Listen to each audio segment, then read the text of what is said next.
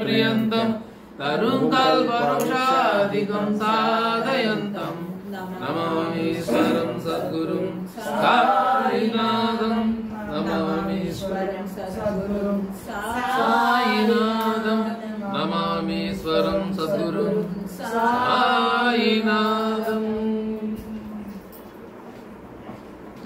बाबा गाరి అనుగ్రహంతో బాబా గారి ప్రేరణతో శ్రీమతి మేఘా వెంకటరత్న కుమార్ గారి గృహంలో ఏర్పాటు చేసుకున్న నెలవారీ సత్సంగాన్ని చేసిన సాయి పాదులైన మనందరి తరఫున బాబా గారి దివ్య పాదపద్మం సాష్టాంగ నమస్కారం చేస్తున్నాం.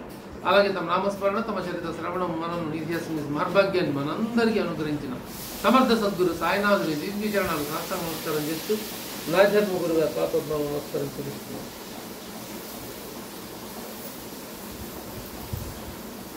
అలాగే ఈరోజు సత్సంగానికి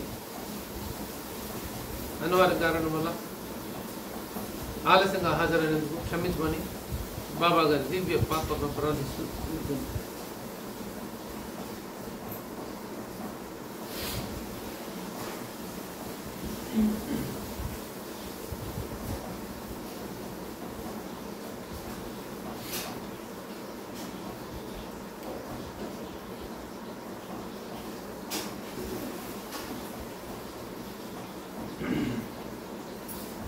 श्री सच्चिदानंद समर्थ सद्गुरु साईनाथ महाराज की जय।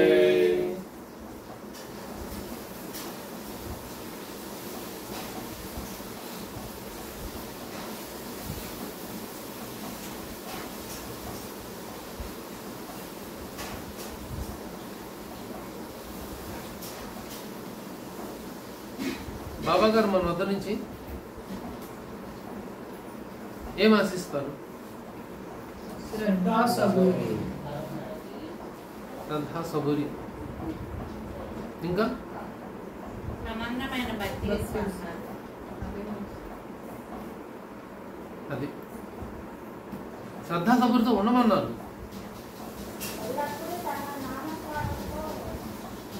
మన నుంచి ఏం ఆశిస్తున్నారంటే భక్తి ప్రేమల్ని, విశ్వాసాన్ని ఆశిస్తారు. వారికి ఏ కోవడం మేకో అవసరం లేదు. కేవలం భక్తి ప్రేమగా పిలిస్తే పరిగెడుతూ వస్తారు. అలా వచ్చేది ఒక్క సాయిబాబాయే, అంతే. ఆ భక్తి ప్రేమలో బాబా గారు మనల్ని నుంచి ఆశిస్తారు. ఇంకా అంతమించి ఏముండదు. ఈ భక్తిలో ఎలా ఉంటారంటే కొంతమంది బయకి డాంబికంగా కనిపించాలి అని అనుకుంటారు. అంటే వాళ్ళ గురించి మనం చెప్పుకుంటున్నాడు, అబ్బా వీళ్ళు బాబా గారు భక్తులు అని చెప్పుకునే విధంగా ఉండాలి అని ప్రవర్తించేవాడు కొంతమంది. కొంతమంది సచరిత గ్రంథాన్ని కూడా పట్టుకొని వాళ్ళని మనం బహిర్గతం చేసుకోవాలనుకుంటారు. అంటే దాన్ని ఏమంటారు, వాళ్ళు ప్రకటన చేసుకొని తెలిపడం కోసం, నేను చూడబ్బా నేను ఎంత భక్తులను అని నాకు నేనుగా 10 మంది అనుకోవన్న విధంగా ఉండటం అదో రకమైన ఆరాటం. అంటే నన్ను బహిర్గతం చేసుకోవటం భక్తులని. ఇంకొకళ్ళు ఎప్పుడు మనసులో ఉంటుందో లేదు తెలిసి పైకి మాత్రం నామస్మరణ చేస్తూ ఉంటారు భక్తితో. అబ్బా చూడండి ఎలా నామస్మరణ చేస్తున్నారు అనుకుంటాం. అదొక రకం భక్తి. ఇంకొకరు ఉంటారు పైకి అసలు ఏమి మాకేమి పట్టలేదు లేనట్టుంటారు, కానీ లోపల మాత్రం బాబా గారి పట్ల ప్రేమ ఉంటుంది, ధ్యాస ఉంటుంది, భక్తి ఉంటుంది. ఇలాంటి భక్తులు ఉంటారు. లోపల నా నామజపం చేసేవారు ఉత్తమ గుణ సంపన్నుల కంటే ఉత్తమ గుణ సంపన్నులు అన్నారు. ఉత్తమ కంటే ఉత్తమ గుణ సంపన్నులు అన్నారు. ఏ ధ్యానం వస్తుంది?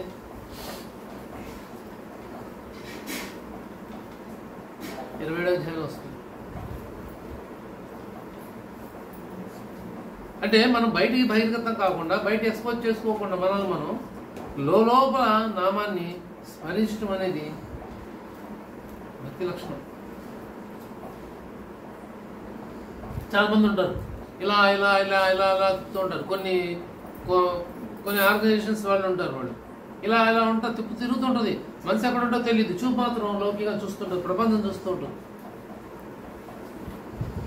మనం మాట్లాడితే అవును కూర్చొని ఇట్లా సైకిల్ చేస్తా అట్లా ఉంటారు.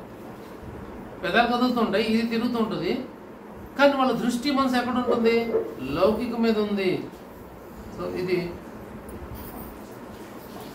మేము భక్తులు అని వాళ్ళు మన చెప్పుకోవడం కోసం చూడండి వాళ్ళు ఎలా నా మంత్ర జపం చేస్తారు, నామజపం చేస్తున్నారు అనుకుంటాం. ఇది అసలు నామజపం కౌంటింగ్ అక్కర్లేదు. ఎందుకు చేయాలి? 108 నామాలే చేయాలా? 108 సార్లే చదవాలా? తర్వాత నామం చెప్పకూడదా? మేము చిన్నప్పుడు పరిగెత్తేవాళ్ళం, ఆ పట్టుకొని పూసలు పట్టుకొని పరిగెత్తేవాళ్ళం. ఏది ప్రదక్షిణలు తిరగడం కదుగు, నేను 108 ప్రదక్షిణలు తిరిగాను. గురుస్థానం చుట్టూతా పరుగులే, ఉరుకులు పరుగులు, నువ్వేని నేనేని, నేను 1000, నువ్వు 2000, నువ్వు 1500, ఇలా రేపళ్ళు పరిగెత్తేవాళ్ళం. భక్తి లేదు. వాసన అమాయకమైన భక్తి, అదొక రకమైన అమాయక భక్తి. భక్తి కూడా కాదు, బాబాగా తిరగాలి అంతే. తిరిగితే మంచిదన్నారు, తిరగాలి, ఇదే ఉద్దేశం. నాకంటే ఎదుటోడు ఎక్కువ తిరగకూడదు, నేను ఎక్కువ తిరగాలి. ఇది కాన్సెప్ట్ వేరు. ఎప్పుడులాగా అప్పుడు ఆ భక్తి గురించి కానీ నిజంగా బాబా గారి గురించి కానీ ఏమీ తెలియని అమ్మాయికి రోజులేదు. హారతులు అటెండ్ అయ్యాము, చూసుకున్నామా, లేడీ బాబులు ప్రదర్శనలు చేసామా, పరిగెత్తేవాళ్ళం. లేని బాగులో ఆ చుట్టూ తిరిగే వాళ్ళ ప్రదక్షిణలు, రాత్రి బావుళ్ళు అంతా ఓపెన్గా ఉండేది కదా, ఎప్పుడైనా తిరగవచ్చు. ఒక సమాధి మంత్రం మాత్రమే క్లోజ్ చేసేవాళ్ళు. హారతి అయిపోతే, సజాతి అయిపోతే ఆ షర్టలు వేసేవారు అంతే. ఆ మళ్ళీ బయట ఉండొచ్చు, అటు ఇటు ఉండొచ్చు. సమాధి మంత్రం మాత్రం అంతవరకు క్లోజ్ చేసి ఉంటుంది. సాటవాడ ఉండేది అప్పుడు, సాటవాడ అనుకొని గురుస్థానం ఉండేది. ఈ మధ్య ఒక మనిషి పట్టేంత స్థలమే ఉండేది. ఆ స్థలంలో పరిగెత్తు తిరిగే రోజులు అంటే ఇది అక్కడ కౌంటింగ్, పరిగెత్తటమే. అలాంటి అమాయక భక్తిని యాక్సెప్ట్ చేస్తాడు భగవంతుడు. తెలిసి చేసినా తెలియక చేసినా నిప్పే, కర్మే, కర్మ సిద్ధాంతం అయితే అదే. కానీ తిరిగాం కదా, ఆ ఫలితం ఎక్కడికి పోదు. అదే తెలుసుకోనంటే అందుకే చెప్తారు మనకి అప్రయత్నంగా 4 మాటలు చెవులు పడితే ఏమవుతుందన్నారు? జీవుల చెడు రోజులు తొలిపోతాయి. అదే ప్రయత్నపూర్వకంగా వచ్చి కూర్చొని వారి స్మరణ చేస్తే, శ్రవణం చేస్తే ఇంకెంత పుణ్యం వస్తుందో కదా. ఇది ప్రయత్నపూర్వకంగా చేసే శ్రవణమే పూర్ణానంద శ్రవణం అంటారు దాన్ని. అప్రయత్నంగా సరే చేయమన్నారు, చేస్తే 4 మాటలు చెవులు పెడితే చాలు, జీవులు చెడు తొలిపోతాయి.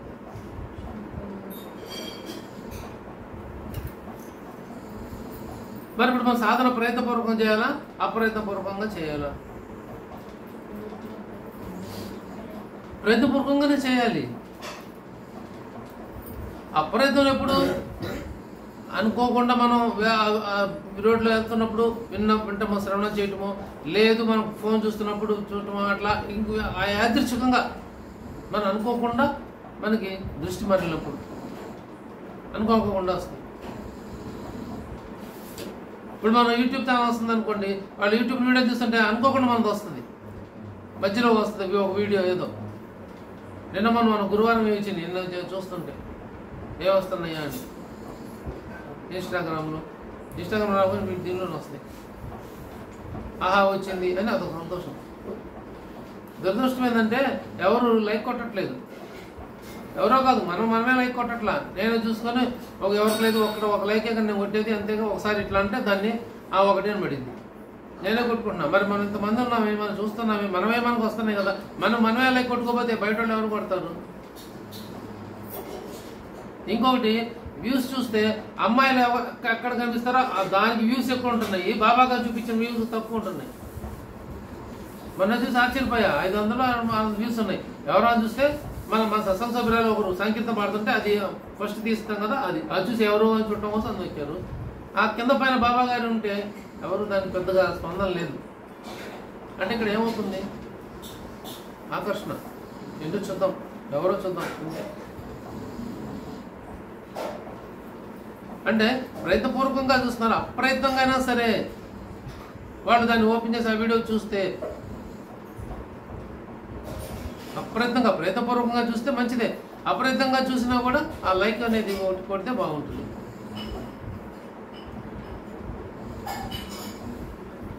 శ్రవణాన్ని అప్రయత్నంగా చేసినా కూడా ఆ శ్రవణ యొక్క ఫలితం మనకి చెవులో చేరితే మన మనసుకి అందుతుంది.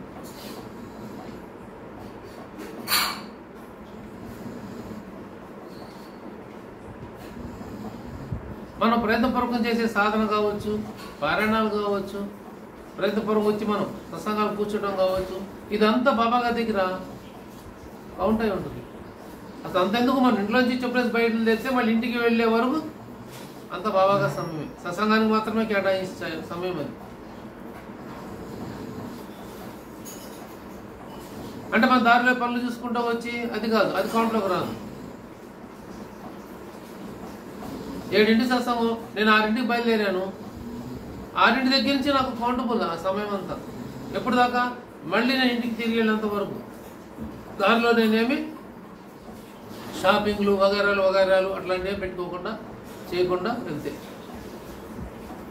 అంటే ఆయన మాత్రం కేటాయిస్తాం. ఒక అరగంట ముందు వచ్చి కూర్చొని ఒకటి ఎదురు బాబా గారి సమయమే అది కూడా. అందుకే నియమపాలన చాలా ముఖ్యం బాబా గారి దగ్గర.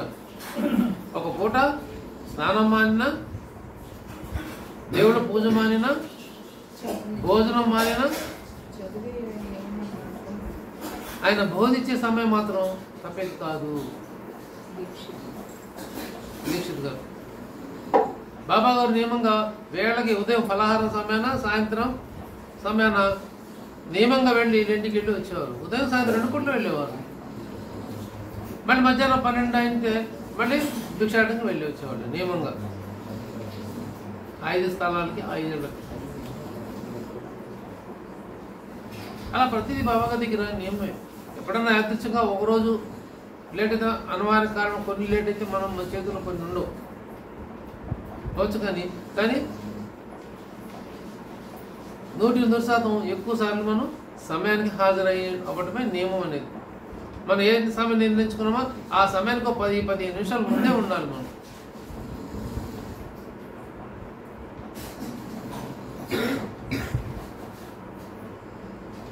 మనకంటే ముందు వచ్చి బాబా గారు కూర్చుంటారు అక్కడ.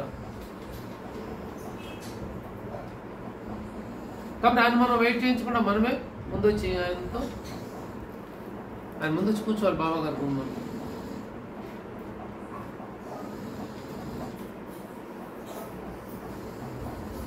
మరి భక్తిని మనం ఎలా ఐడెంటిఫై చేస్తాం? భక్తిని ఎలా గుర్తింపు ఎలా చేస్తాం? నిజమైన భక్తుడు ఎవరు అన్నదానికి ఎలా గుర్తింపు అవుతుంది? అది ఇంకో నామం రూపం లేకుండా ఏకనామం ఏకరూపం, ఏకనామం ఏకరూపానికి అంకితమైన వాళ్ళే నిజమైన భక్తులు.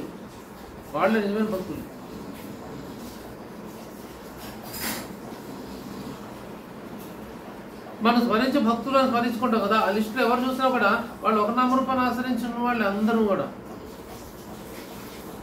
ఒక్కొక్కరికి ఒక్కొక్క అవతారం కావచ్చు, ఒక్కొక్కరు ఒక రూపం కావచ్చు, ఒక్కొక్క నామం కావచ్చు. కొంతమంది అమ్మ భక్తులు అనుకోండి, మీరు గమనిస్తే వాళ్ళు అమ్మవారినే పెట్టుకుంటారు, ఆ కనకదుర్గమ్మనే పెట్టుకుంటారు. అయితే కాళిక అమ్మవారినే పూజిస్తారు.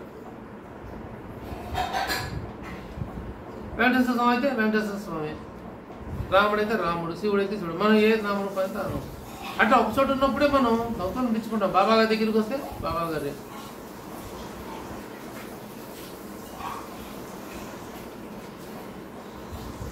శ్యామ విషయంలో బాబా గారికి శ్యామ గారాబు భక్తుడు అన్నారు.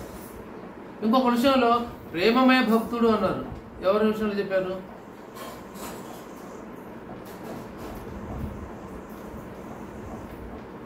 ప్రేమమయ భక్తుడు. ఇద్దరికి అంటారు అదే ఒకటే మాట, ఇద్దరికి వస్తుంది.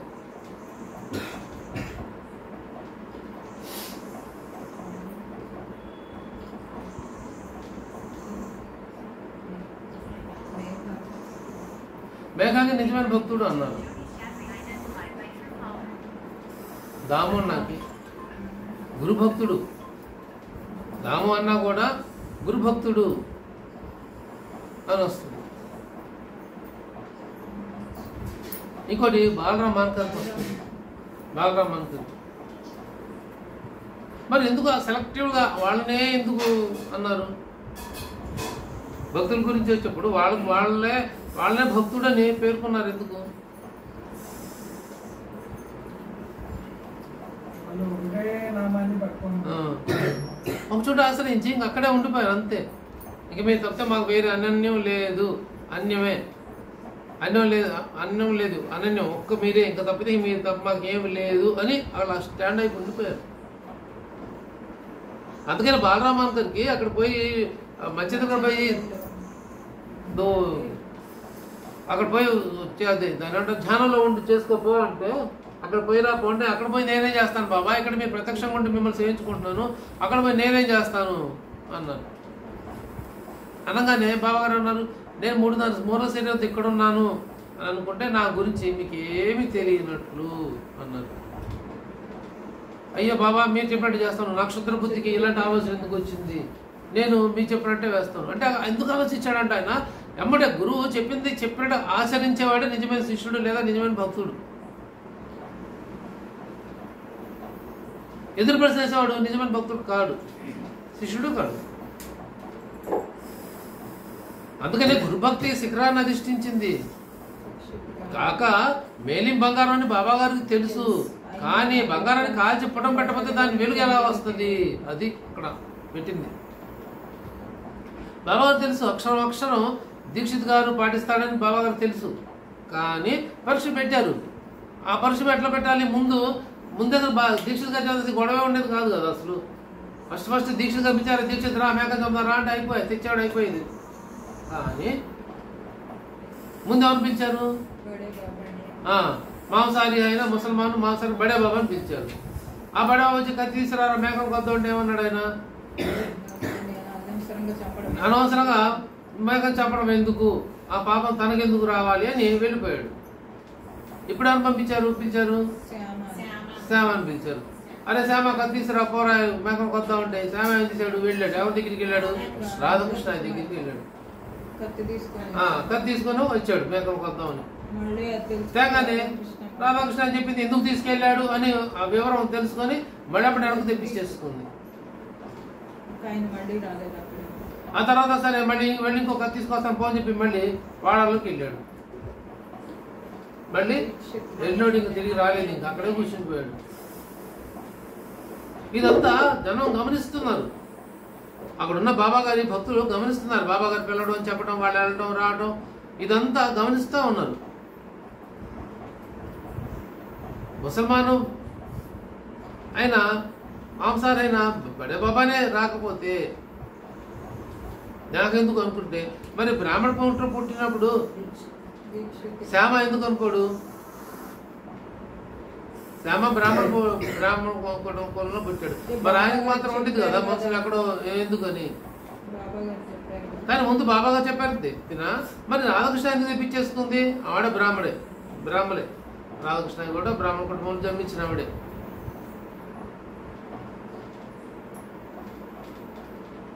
తనకెందుకు ఆ పాపం అంటాలి అని రాధాకృష్ణ అమ్మాయి భావించి తన కత్తి వెనక్కి తెప్పించుకుంది.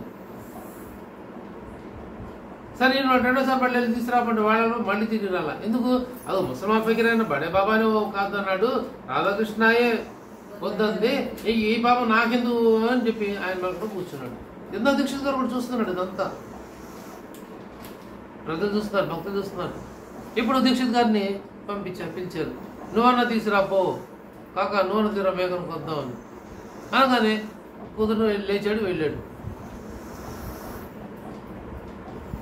కంచి మాడాల నుంచి ఆ మేకను కూడా కత్తిని తీసుకొచ్చాడు. బాబా ఇదిగో తెచ్చాడు. కానీ అని అక్కడ అద్భుతమైన వాడు రాస్తారు,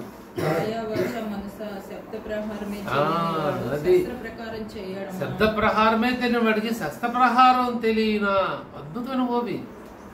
శబ్ద ప్రహారమే తెలియని వాడికి శస్త్ర ప్రహారం తెలుసు. శబ్ద ప్రహారం అంటే నోటితో దుర్భాషలు ఆడటమే తెలియని వాడికి, కఠిన పదాలే వాడని వాడికి శస్త్ర ప్రహారం శస్త్రాన్ని ఉపయోగించి ఒక మేకను చంపేంత ఇది ఎక్కడి నుంచి వచ్చింది, ఎలా తెలుస్తుంది, అద్భుతం ఓబి.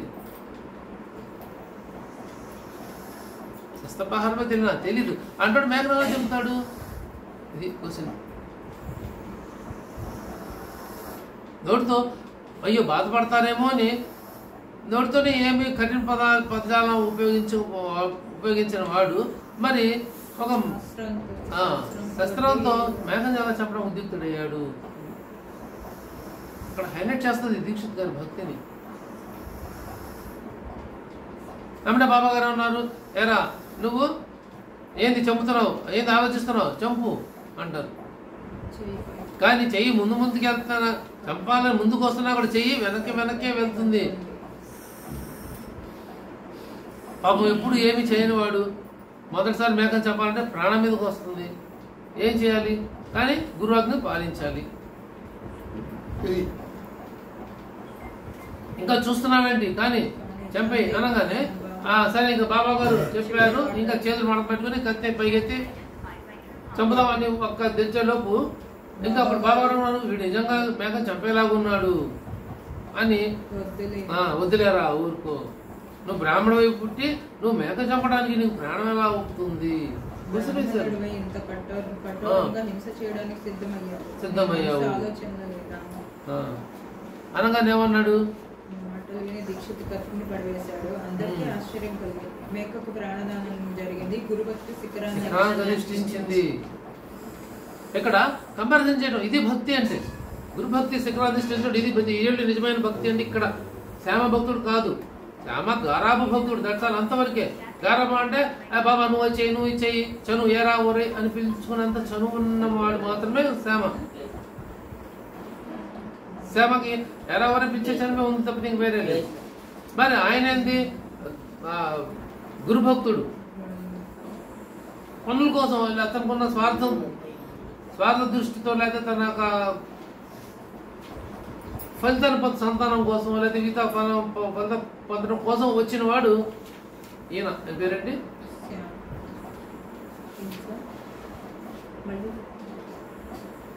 అన్నా దామన్న సంతానం కోసం వచ్చిన వెరీ ఫస్ట్ హిందూయేతర భక్తుడు అంట. వేరే బయట నుంచి వచ్చిన మొట్టమొదటి భక్తుడు దామన్ననే. షిరిడి వచ్చింది. అహ్మద్ నగర్ నుంచి వచ్చాడు ఈయన. ఫస్ట్ వచ్చింది ఇతనే. మిగతా వాళ్ళందరూ వచ్చారు కానీ బయట నుంచి హిందూ భక్తులు వచ్చారు కానీ దూరం నుంచి వచ్చిన వాడు దామన్న. వచ్చి ఎందుకు వచ్చాడు? సంతానం కోసం వచ్చాడు. ఆయన ఏ నేపథ్యంలో వచ్చాడు? ఆయన సంతాన జాతకాలు చూసుకొని జాతకాలు వేసుకొని అందరు చెప్తే ఎవరు నీకు సంతానం పిల్లలేరా పొమ్మన్నారు. స్వయం జాతకాలు నేర్చుకున్నాడు. 2వ పెళ్లి కూడా చేసుకున్నాడు. అయినా పిల్లలు పుట్టలేదు. ఇదేంది దీన్ని అందరూ అబద్ధం చూస్తారని మళ్ళీ తానే లెక్కలే గణాలు కట్టుకున్నాడు. ఏమైపోయింది? అప్పుడు తెలిపోయింది జాతకాలు వల్ల నాకు సంతానం ఏవో లేదు అని నిర్ధారించుకున్నాడు. ఇప్పుడు సంతానం కావాలి, ఏం చేయాలి అని కూర్చున్నాడు.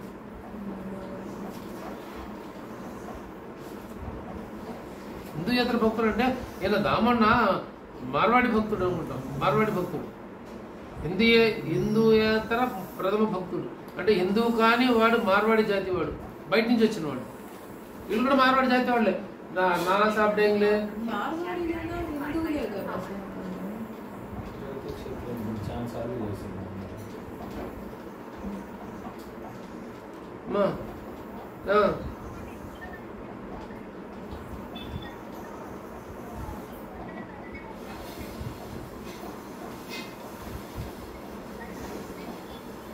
कोर्स तरह से ले ले मैं सोचूं मुझे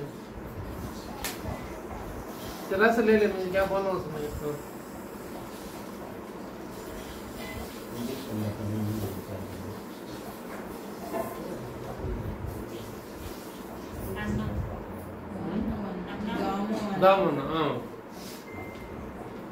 దామన్న ఏ నేపథ్యం వచ్చాడు? సంతానం కోసం వచ్చాడు. వాళ్ళు చెప్తే అయ్యారు షిరిడీలు అయితే బాబా గారి యొక్క ఇది తెలుస్తాయి.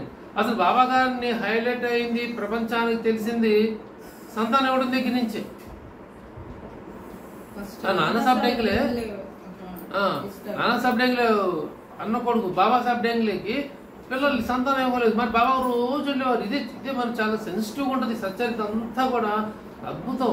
మనసు పెట్టి ఆలోచించాలి, మనసు పట్టినప్పుడు మనం బాబా గారి లీల మనకి బోధ అర్థం అవుతుంది. బాబా తత్వం, ఆ భక్తులు ఎలా ఉన్నారు, వాళ్ళని మనం ఎందుకు స్మరించుకుంటున్నామని. బాబా గారు రోజు వెళ్ళేవాళ్ళు. రోజు మార్చి రోజు 2 రోజులకో వారానికో ఎప్పుడు ఆయనకి ఎప్పుడు అనిపిస్తే అప్పుడు వెళ్ళేవాళ్ళు నియమంకి. వెళ్తే బాబా గారు వస్తున్న ఆ తలుపులు ఇలా తెరుచుకునేవాట. ఆ తలుపులు మీరు చూస్తుంటారు కదా, పెద్ద పెద్ద చెక్క తలుపులు. ఆ ఒరిజినాలిటీ తలుపులు పోకుండా ఉండకు అన్ని సంవత్సరాలు 100, 150 సంవత్సరాలు అయిపోయినా కూడా వాళ్ళు అలానే ఉంచారు. 100 ఈ యొక్క 100 ఈ యొక్క 80, 180 సంవత్సరాలు ఉండొచ్చేమో, మనకు తెలియదు.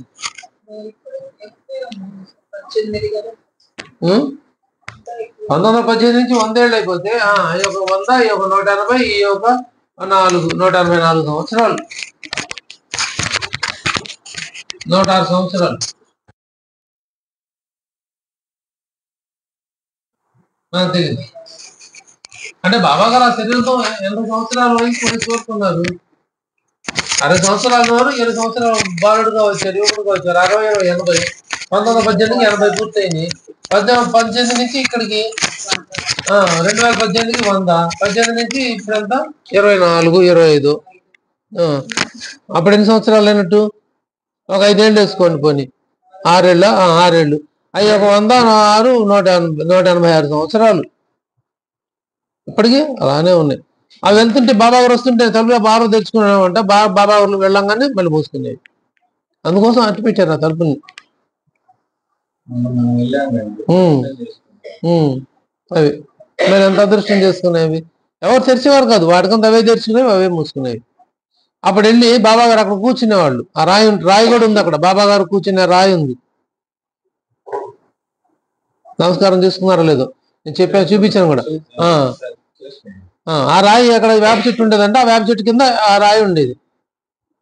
దాని తెచ్చి ఇల్లు ముందు పెట్టి ఇక్కడ యువతలో పెట్టారు. అంతకుముందు రాయి ఉండేది. అక్కడ కూర్చొని బాబా గారు కూర్చుంటే ఆ డెంగిలే గారు వచ్చిన తర్వాత ఎవరైనా వాళ్ళు పళ్ళు ఫలహారం పెడితే అవి తింటూ కాసేపు ముచ్చడించుకొని మాటలు చెప్పుకొని వచ్చేవాళ్ళు. ఇలా తరచు వస్తూ పోతూ ఉండే బాబా గారు. మరి వాళ్ళ బాబాసాహెబ్ డెంగిలే వాళ్ళ తమ్ముడికి సంతానం లేరని తెలీదా? తెలుసు. మరి అక్కడే బాబా గారిని అడుగుండొచ్చు కదా, అడగలేదు. బాబా మా అబ్బాయి పిల్లలు పుట్టించి, మా తమ్ముడి పిల్లలు పుట్టించి అడగలేదు. వాళ్ళు జాగిద్దారులు అంటే స్థలాలు పొలాలు ఉన్న వాళ్ళు, ల్యాండ్ లార్డ్లు అంటారే అలా వాళ్ళు. అది ఎక్కువ ఆస్తులు ఉన్న వాళ్ళు. ఇప్పటికీ ఉన్నాయి వాళ్ళకి అవన్నీ.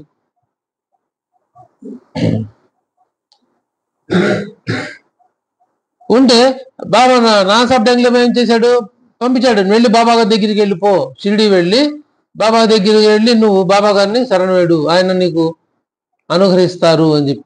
వాళ్ళు ఇంటికి వచ్చి చెప్పొచ్చు, చెప్పలేదు. కానీ ఎక్కడ చెప్పాలి? ద్వారకామాయికి వెళ్ళి నువ్వు మసీద్ దగ్గరికి వెళ్ళి నువ్వు బాబా గారి దగ్గరికి వెళ్ళి ఆయన్ని ప్రార్థించు అని పంపించారు. అప్పుడు ఆయన వస్తాడు.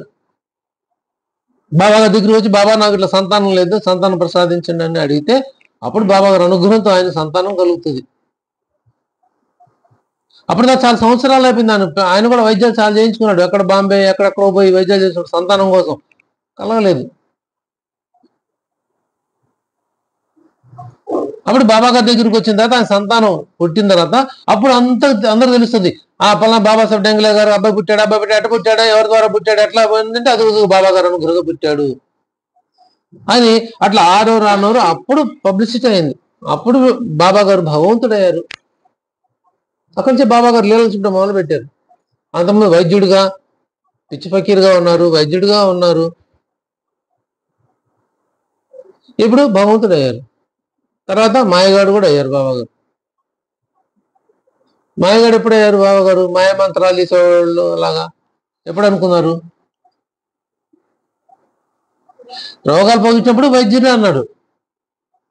బాగా చూసిండే వైద్యం చేసినప్పుడు కావచ్చు, లేకపోతే ఆ కళ్ళలో ఇది పెడతారు కదా, దాన్ని ఏమంటారు?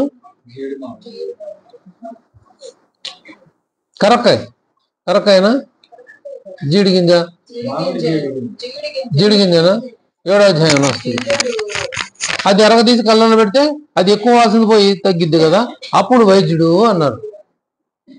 ఈ పిల్లలు పుట్టించిన తర్వాత దేవుడు అన్నారు. మరి మంత్రగాడు అని ఎప్పుడు అన్నారు? మాయలు చేస్తాడు, మంత్రగాడు చేస్తాడు ఎప్పుడు అనుకున్నారు? భయపడ్డారు షిరిడి ప్రజలు. ఏలియలు చూసి అనుకున్నారు.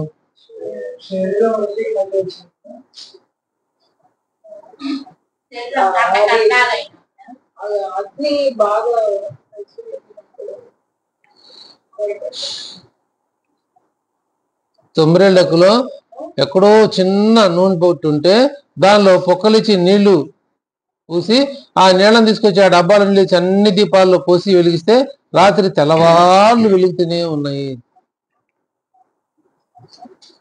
దీపాలు వెలిగించినప్పుడు, నీళ్లతో దీపాలు వెలిగించినప్పుడు బాబా గారు మంత్రగాడేమో అనుకున్నారు. అమ్మో మనలో కూడా ఇట్లా చేస్తారేమో అని భయపడ్డారు. అప్పుడు బాబా గారు నూనెతో వెలగాల్సిన దీపాలు నీళ్ళతో ఎలా వెలుగుతాయి? మరి వెలిగినంటే ఆయన మహాత్ముడు అనే కదా, గొప్పతనం ఉందనో అదే మాయం ఏదో ఒక చేశారనే కదా.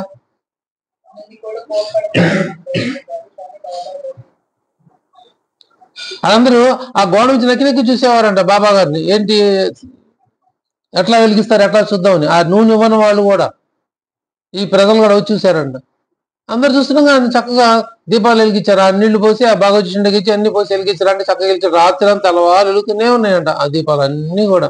ఆయన సాధ్యం కానిదేముంది బాబా గారికి? బాబా గారికి అనితర సాధ్యమైనది ఉంటుంది ప్రపంచంలో, సృష్టిలో లేనే లేదు. ప్రపంచం కాదు, సృష్టిలోనే లేదు. ఆయన ఏదైనా ఇవ్వగలరు, ఏదైనా సమర్థుడు. అందుకే సమర్థ సద్గురు సాయినాథుడు. అది విశ్వాసాన్ని బట్టి ఉంటుంది. మనం పెట్టే విశ్వాసాన్ని బట్టి మాత్రమే ఉంటది. ఖచ్చితం ఇది. ఇప్పుడు పిల్లలు లేని వాళ్ళు పిల్లలు ఇస్తున్నారు. ఎలా వస్తున్నారు? డాక్టర్ దగ్గర పోయి వేలు లక్షలు ఖర్చు పెడుతున్నారు. మొన్న 2 కోట్లు ఖర్చు పెట్టారంట వాళ్ళు ఒక అమ్మాయి కోసం, పుట్టడం కోసం. నేను చెప్తే ఆశ్చర్యపోయా.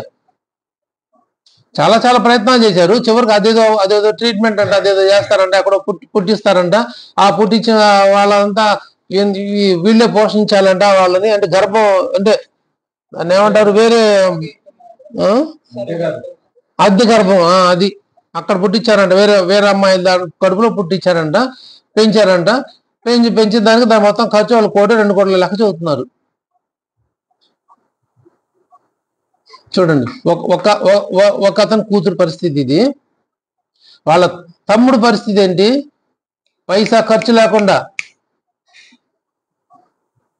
బాబా గారు పిల్లల్ని పెట్టించారు. పైసా అదే చెప్పాను వాళ్ళతో, మీరు 2 కోట్ల దాఖలు పెట్టుకున్నారు.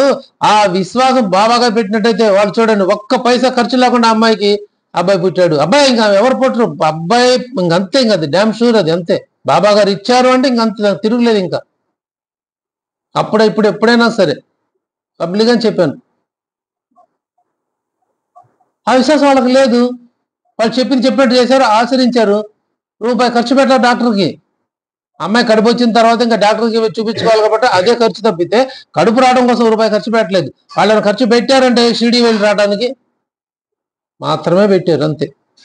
ఆ రూమ్ రెంట్ షిరిడీకి వెళ్ళడానికి రావడానికి.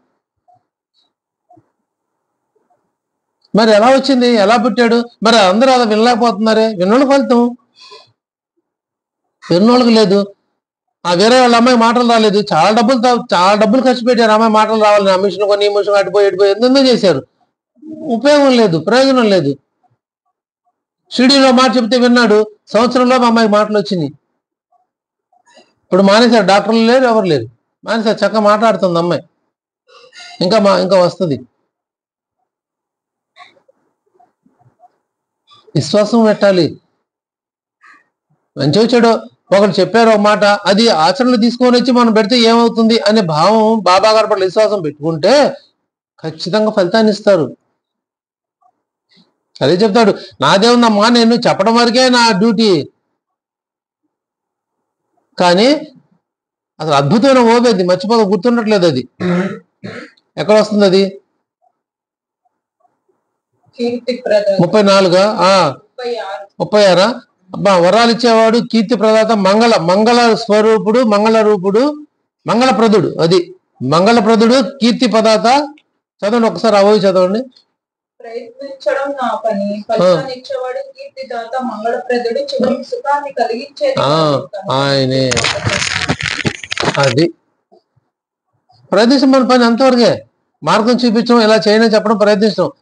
కానీ ఫలితాన్ని ఇచ్చేవాడు మంగళప్రదుడు, కీర్తిదాత అయినా బాబా గారే. ఆయనే చివరికి ఫలితాన్ని ఇచ్చేవాడు. ఆ విశ్వాసం మనకు ఉన్నప్పుడు ఫలితం ఖచ్చితంగా వస్తుంది. లేని వాళ్ళకి రాదు.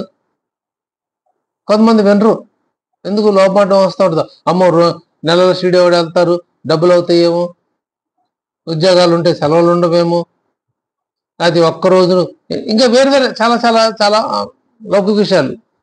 అదే ఇంకెవరో ఎక్కడికో చెప్తే ఎక్కడికో పొమ్మంటే పోతారు, వస్తారు, ఎంత డబ్బులు ఖర్చు పెట్టుకుంటారు. ఆ రోజున కూడా జరిగింది అదే. డేంగ్లే గారికి, బాబాసాహెబ్ డేంగ్లే గారు జరిగింది అదే. అప్పుడు బాబా గారి దగ్గరికి వచ్చిన తర్వాతే బాబా గారి ఆశీర్వాదం బలంతో ఆయనకి సంతానం కలిగారు. ఆ దామన్నాకి సంతానం కలిగారు. మామిడి పిల్లలు పుడతారా, కొబ్బరి పిల్లలు పుడతారా అంటే ఆటి పుట్టరయ్యా, మీ నోటితో చెప్తే చాలు, అదే మాకు వచనం, సత్యవచనం, దాంతోనే పిల్లలు పుడతారు అని అన్నాడు. జనాలు అంతా పిచ్చోళ్ళు, కొబ్బరికాయ పిల్లలు పుడతారంటే కొబ్బరికాయల పిల్లలు పుట్టరు, ఎట పుడతారు, పుట్టరు. కానీ మీ యొక్క మీ నోటితో అంటే చాలు, అది జరిగి తీరుతుంది. ఇది అక్కడ చెప్పింది 36వ అధ్యాయం అమ్మాయితో కూడా.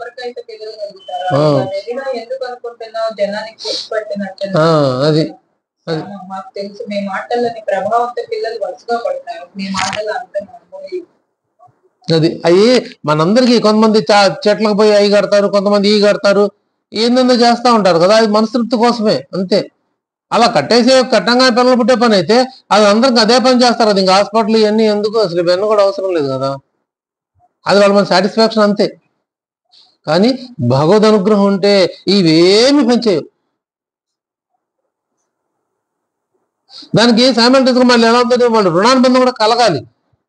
ఈ కడుపులో పుట్టాలంటే వాడు ఎక్కడో ఆల్రెడీ పుట్టున్నాడు, వాడు అక్కడ వదిలేయాలి, ఆ శరీరాన్ని అక్కడ వదిలేస్తే ఎప్పుడు వచ్చి వీడి కడుపులో పడతాడు, అప్పటిదాకా వీడికి ఉండదు. ఇది కూడా రుణానుబంధం కారణంగా జరుగుతుంది. ఇది కూడా వాడు ఏ రూపంలో ఉన్నాడో, ఏ జీవి రూపంలో ఉన్నాడో తెలీదు, కానీ వాడు అక్కడ శరీరం వదిలితేనే మళ్ళీ వీడితో ఉన్న రుణానుబంధం కారణంగా వీడు పుట్టాలి ఇక్కడ. అప్పటిదాకా వీళ్ళు వెయిట్ చేయాల్సిందే. లేదు, వీళ్ళు ఉన్నారు, వాడు ఆల్రెడీ ముందు వచ్చేసాడు, ఇంకా వీళ్ళకి ఆ సమయం రాలేదు, వీడు త్రిసంగ స్వర్గం లేడాడుతూ ఉంటాడు. ఆ సమయం వచ్చినప్పుడు వాడు వచ్చి వీళ్ళ గర్భంలో పడతాడు. ఇదంతా మళ్ళీ కర్మ సిద్ధాంతం, రుణానుబంధాలతో కూడుకుని ఉంటుంది. ఇవేమీ లేనప్పుడు ఏమేమి లేదనుకోండి, అదిగో సద్గురుని మనం చేయాలి. తాత్యాకు కూడా పిల్లలు లేరు, చాలా సంవత్సరాలు పిల్లలు లేకపోతే నువ్వు పుట్టించావు, పిల్లలు పుట్టించావు కూర్చున్నాడు తాత్య మొండిగేసి బాబా గారి దగ్గర. వద్దురా, నా మాట వినరా, వద్దురా, నీకు ఆ యోగం వద్దులేరా అంటే వినలేదుగా, మొండాడు తాత్య. మొండి చేసి చాలాసార్లు నష్టపోయాడు, చివరికి చాలా నష్టపోయాడు మొండికేసి. చివరికి వినలేదు. బాబా గారు ఏం చేస్తారు, సార్ పోరా, 12 గంటలు పోరా అన్నారు, ఇసుపుట్టి. మనమైనా అంతే కదా, ఓ మారం చేస్తే ఏం చేస్తాం, సరే ఏం చేస్తాం చేసుకుని మనం ఇసుక్కుంటాం కదా పిల్లలైనా ఎవరినైనా. బాబా కూడా అది చేశారు, 12 గంటల కన్నా పోరా అన్నాడు. ఇంకంతే మొదలెట్టుకున్నాడు. ఇంకా చాలా మంది పిల్లలు పుట్టారు. ఒకప్పుడు ఆ షిరిడి గ్రామంలో వీళ్ళే బయాజాబాయి వాళ్ళే ధనికులు. ఎట్లా ధనికులు అంటే, అప్పుడు డబ్బులుగా ధని కాదు, ఈ దున్నపోతులు ఉంటాయి, ఎడ్లు ఎన్ని జతలు ఎడ్లు ఉంటే అంత ధనవంతులు అంట ఆ రోజుల్లో. అంటే అంత వ్యవసాయం ఉంటుంది వాళ్ళకి అర్థం. అలా వీళ్ళకి చాలా జతలు ఎడ్లు వీళ్ళకే ఉండేవంట. కాబట్టి వీళ్ళు ఆ రోజు ధనికుంటుంది. అలా స్థితి నుంచి, అందుకే మన తాత్య ఫోటో చూస్తే ఒకటే ఫోటో కనిపిస్తూ ఉంటుంది, కాలు మీద కాలు వేసుకొని దర్పంగా కూర్చుంటాడు, కోటు సూటు బూట్ వేసుకొని తాత్య కొద్దిపాటిని. అది షిడిలో ఉంది, ఇంకెక్కడ కూడా చూడొచ్చు మనం ఉంటే. ఆ స్థితి నుంచి చాలా స్థితి దిగజారిపోయాడు. అన్ని పోయినాయి, ఆస్తులన్నీ పోయినాయి వాళ్ళకి. బాబా గారి మాట వినలేదు.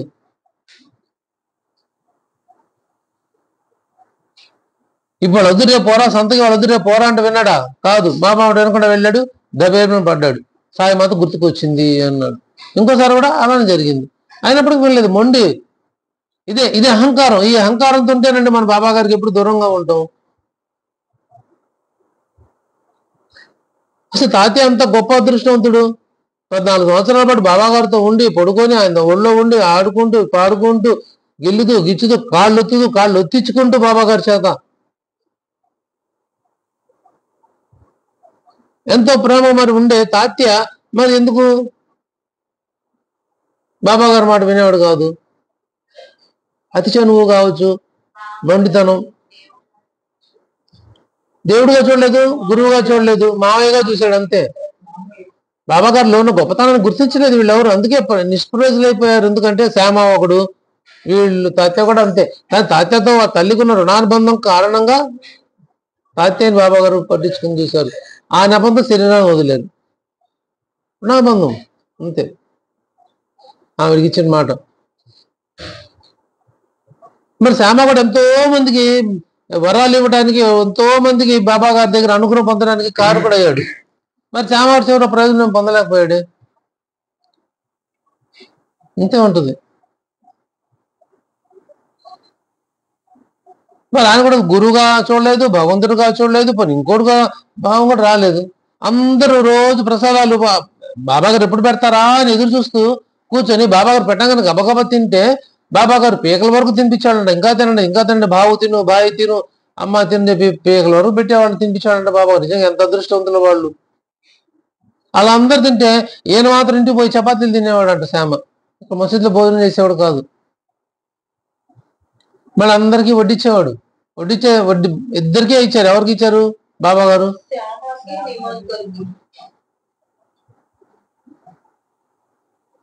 శ్యామకి నిమ్మకరికేనా?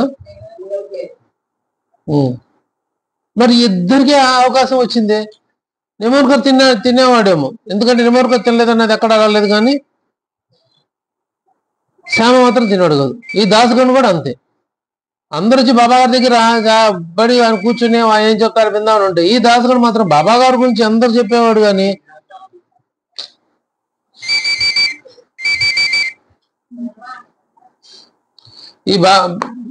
ఈయన మాత్రం వేరే బాబా గారి తీర్థం తీసుకోవడం కానీ, చన్న తీర్థం తీసుకోవడం కానివ్వండి, లేకపోతే బాబా గారి సంగతి ఉండడం కానీ పెద్దగా ఏం చేయలేదు మరి దాసగణం. కానీ బాబా గారిని 10 మంది తెలపడం కారకుడయ్యాడు. ఆ సేవని బాబా గారు గుర్తించుకున్నారు. శ్యామ నిష్కామ, మా శ్యామ వెర్రివాడే కావచ్చు, అతనికి నాపై ప్రేమ, అతనిపై నాకు మమకారం, అందుకే అతనిపై నాకు దయా. మా శ్యామ వెర్రివాడే కావచ్చు, అతనిపై నాకు మమకారం, అతనికి నాపై ప్రేమ, అందుకే అతనిపై నాకు దయ. అద్భుతమైన ఓబీలు అసలు అన్ని కూడా బాబా గారు ముఖం వచ్చినాయి. ఇవన్నీ కూడా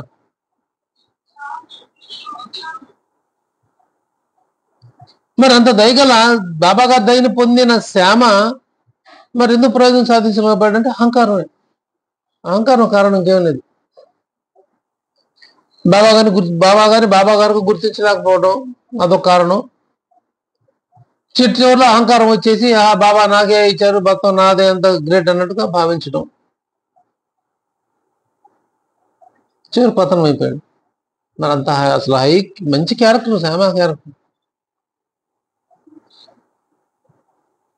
బాబా గారి ఫస్ట్ ఉక్క పిలిచిన, బాబా గారు పిలిచి ఉక్క ఇచ్చిన, బాబా గారు వచ్చి పిలిచి ఉక్క ఇచ్చిన భాగ్యవంతుడు శ్యామ. మసీదులో చాందపాటి ప్రకటన కూడా చాందపాటిలకి వెరీ ఫస్ట్ బాబా గారు రెండోసారి ప్రకటన అయినప్పుడు చాందపాటిలు భాగ్యవంతుడు.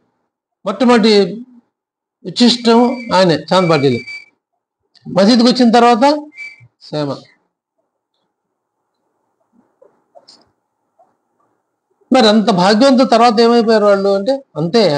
ఎంతవరకు మన సర్వీస్ ఉందో, మన ఎంతవరకు మనం ఆయన వేడుకున్నాం కోరుకున్నాం అంతవరకే. ఆ పార్టీ అంతవరకే యోగం. మరి మొదటి చివరి దాకా అంటి పెట్టుకున్న వాళ్ళు ప్రయోజనం పొందిన వాళ్ళు ఉన్నారు. మహాసభకి ఉన్నాడు. ఫస్ట్ బాబా గారు ప్రకటమైన దగ్గర నుంచి రెండోసారి వచ్చిన దగ్గర నుంచి చివరి దాకా ఉన్నాడు. మరి భాగ్యవంతుడు. అలాంటి వాళ్ళు ఉన్నారు. మధ్యలో ఉండి అహంకారం వచ్చి బయటకు వెళ్ళిపోయిన వాళ్ళు ఉన్నారు. బాబా గారు ప్రయోజనం పొంది కూడా బాబా గారి పట్ల విముఖంగా ఉన్న వాళ్ళు ఉన్నారు. మనలో కూడా ఉంటారు అలాంటి వాళ్ళు. ఇప్పుడు ఉంటారు.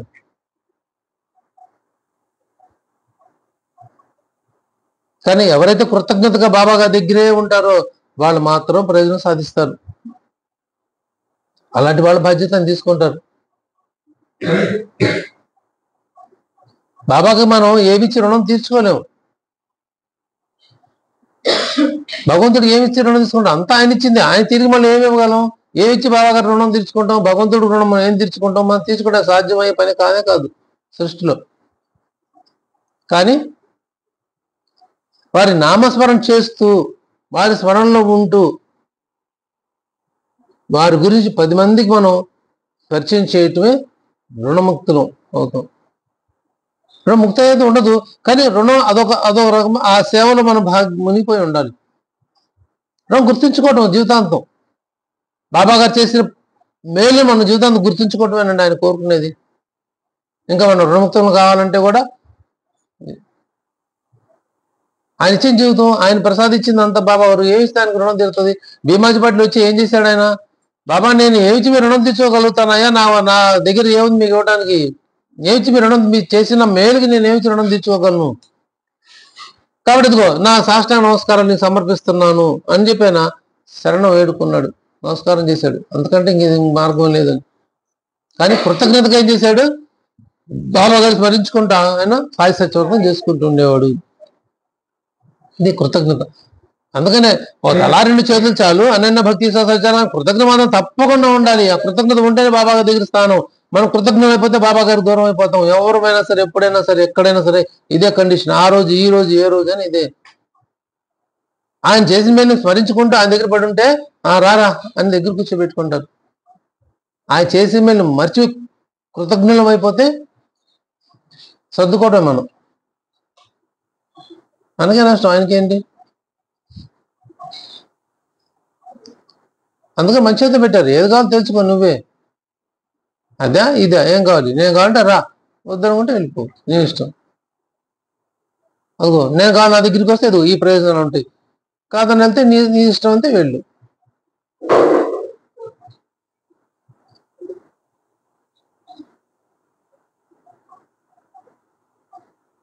అందుకని ఎప్పుడు మనం సద్గురుని కోరుకోవాలి. జగే గారికి ముందు పెట్టి నేను కావాలా, నీ కొడుకు కావాలా చెప్పు, నీ కొడుకు అని చెప్పు, ఇప్పుడే బతికిచ్చేస్తా 5 నిమిషాలు కూడా అక్కర్లానికి సంకల్పం మాత్రంతో ప్రాణం పోస్తారు.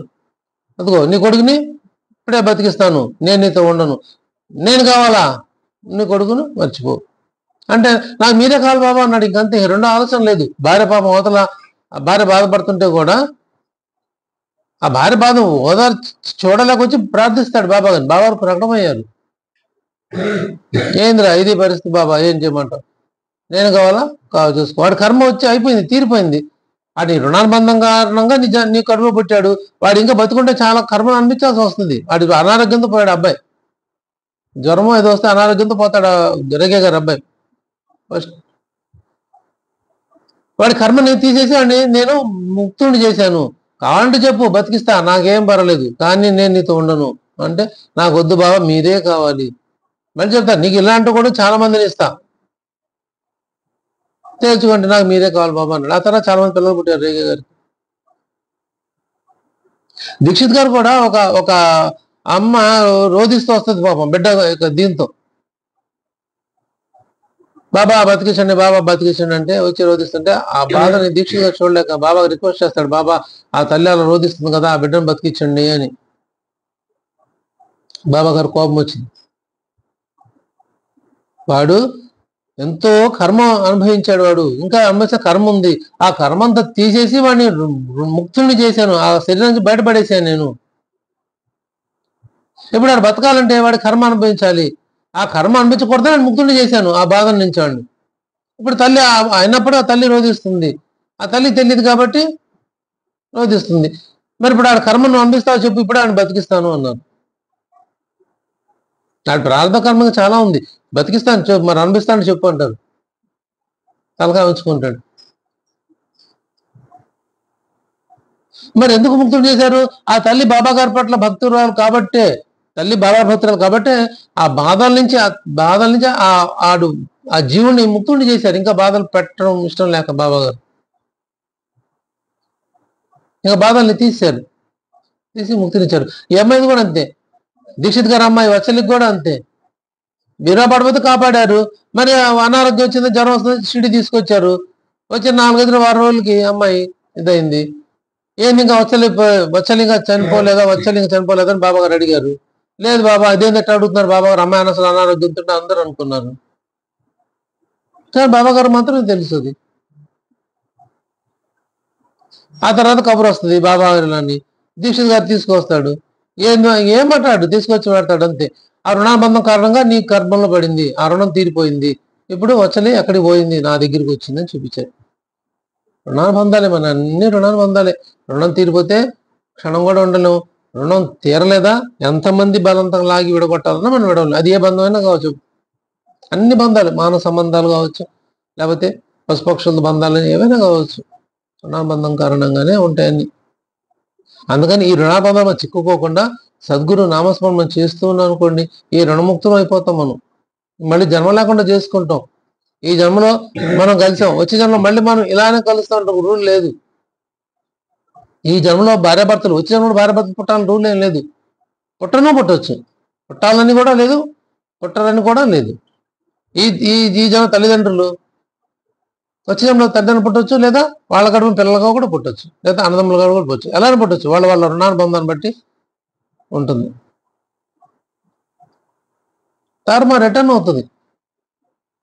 ఎన్ని మోహాన్ని బట్టి, మోహమాయల్లో మనం చిక్కుకొని మనం చేస్తున్న ఆలోచన విధానాన్ని బట్టి ఇదంతా జరుగుతూ ఉంటుంది.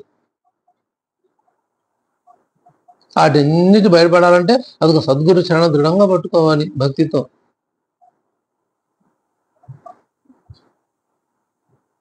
అలా భక్తితో మనం పట్టుకున్నాడే సద్గురువు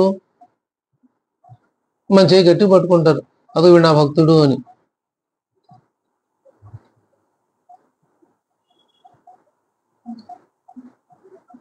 ఆయన కావాల్సిందల్లా భక్తి, ప్రేమే. బాబా గారికి మనం ఇవ్వదలుచుకుంది, మనం ఉండమంది శ్రద్ధాసబురితో ఉండమన్నారు. శ్రద్ధాసబురి మనం ఆచరణలో పెట్టుకోవాల్సిన విషయాలు రెండు: ఓర్పు, సహనం. మరి బాబా గారు మన నుంచి ఏం ఆశిస్తారంటే భక్తి ప్రేమను ఆశిస్తారు, అంతే, ఇంకేం ఆశించరు. ఆ తల్లి ఎండ్రొట్టి తెచ్చిపెట్టింది, ఏం చేశారు బాబా గారు? అడిగి మరీ తీసుకొని తిన్నారు. అక్కడ ఎండు రొట్టె, సద్ది రొట్టె, అది ఇంకా ఏ అవసరం రాలేదు. ఆ తల్లి భక్తితో తీసుకొచ్చింది, ఆ ప్రేమతో. ఆ ప్రేమ మాత్రమే చూశారు కాబట్టి ఆ ఎండు రొట్టెని తిన్నారు. ఆ రోజు మంచులు కూడా ముట్టుకోలేదంట బాబా గారు. ఆ శ్రీరామ రోజు 6 గంటల ముందు డేంగ్లే ప్రసాదాలు పెద్ద వెండి పళ్ళాలు తీసుకొచ్చి పెట్టి కూర్చుంటాడు. అవన్నీ తోసేస్తాడు, నాకు వద్దు పొమ్మని.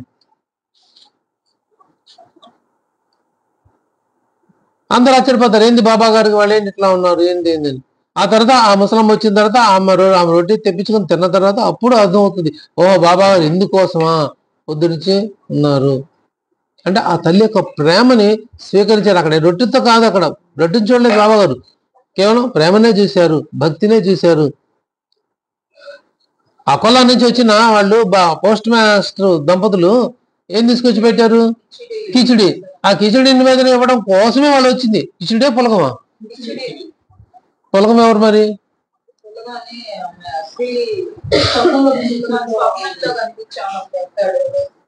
ఆవిడే పులకమే ఇచ్చింది, పులకమే ఇచ్చింది కిచిడి కాదు.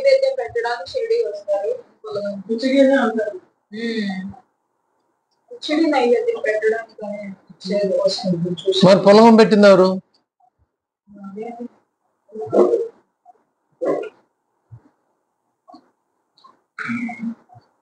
వాళ్ళే, అకోలా వాళ్ళే పులకం. ప్రసాదం స్వప్న దర్శనం వస్తుంది, ఆ స్వప్నంలో బాబా గారు అడుగుతుంటూ కనిపిస్తారు. కాబట్టి అమ్మడే షిరిడి వెళ్ళిపోదాం అనుకుంటారు వాళ్ళు. ఆయన అకోలా ట్రాన్స్ఫర్ అయ్యి అక్కడి నుంచి బాబా గారి దగ్గరికి వచ్చి ఉంటారు. 15 రోజులు అయిపోయినా కూడా ఆ అమ్మాయి కోరిక నెరవేరట్లేదు, అవకాశం రావట్లేదు. ఇంకేం చేస్తే వండబట్టలేక ఆ రోజు వండి తీసుకొచ్చి గబగబా తీసుకొచ్చి బాబా గారు నివేదించింది. నివేదించగానే ముద్ద తీసుకొని తిన్నారు. దానికోసమే కూర్చున్నారా అన్నట్టు తెరసేసింది. తెరసినాక సరే ఇంకా అది భక్తి, అది భక్తి.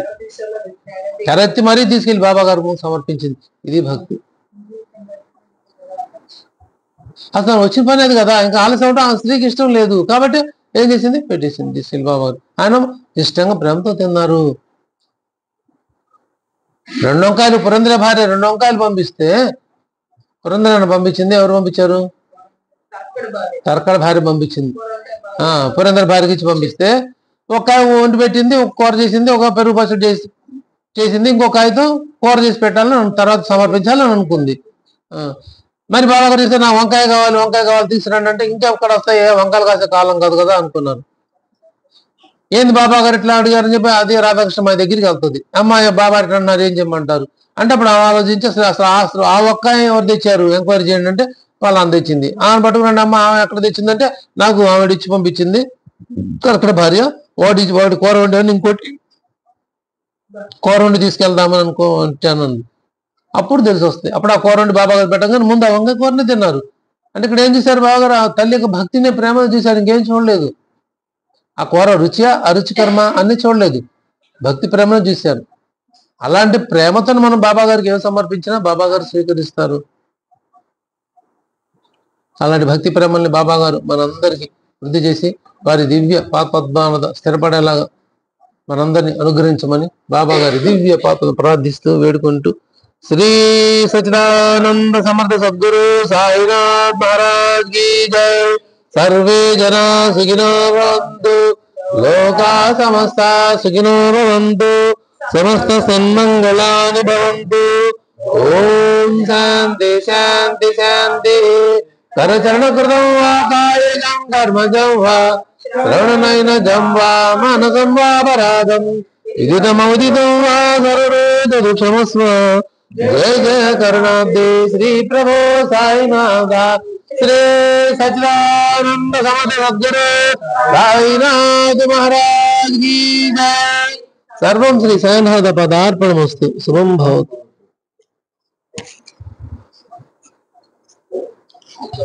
రాబర్ట్